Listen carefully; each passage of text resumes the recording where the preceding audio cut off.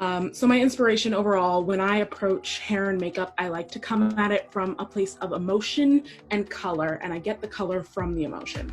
So first thing I do is I go through the piece and I read it about 3 times, and I read it for context, I read it for literature, and then I read it to see how it makes me feel. And then I go onto the internet and I just pick out, like I have a really long Pinterest list of colors and looks, and I go and I pick what resonates, and then I kind of go down a rabbit hole, and this is what came out of that.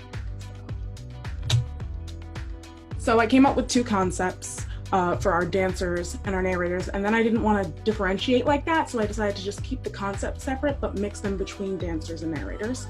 And the first is the concept of the mask. Like it says on the slide, there's a Japanese phrase about having 3 faces: the one that you show to the world, the one for close friends and family, and the one that you don't show to anyone. And I think that's indicative of what we talked about with having to mask yourself for safety, for fitting in, for whatever reason, what have you, for your own survival.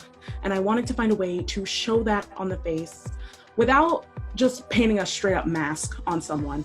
So I have it blending into the skin to show how our mask can kind of become part of us. And I wanted to go a little subtle because I knew we were working within an intimate space, but still have something you could see from the back. So there's those gold lines on the edges, and also just showing that you can kind of poke through. Like when you wear a mask for too long, it starts to crack a bit. So I wanted to show that in the makeup. The other one was lines. And I have this idea of emphasizing the lines on our faces, because when we smile, when we cry, we make these faces. And there's so much emotion in this piece that I wanted to visually represent it.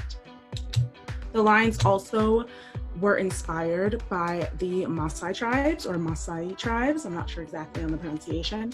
I was doing some research into all different Black cultures because I wanted to get to know some other than my own. So I ended up coming upon this coming of age ceremony, and this story in its very, very core is about Lester's coming of age, which isn't the traditional coming of age story we see in all those movies. So I wanted to find some way to put that into my makeup. Here's my first face chart renderings. Again, you're not going to see too much of the hair. I wanted to stick to what was natural, what the actors had at the time. I didn't want them to have to change it. I know what a pain wash day can be. So I wanted to work with whatever they were going with.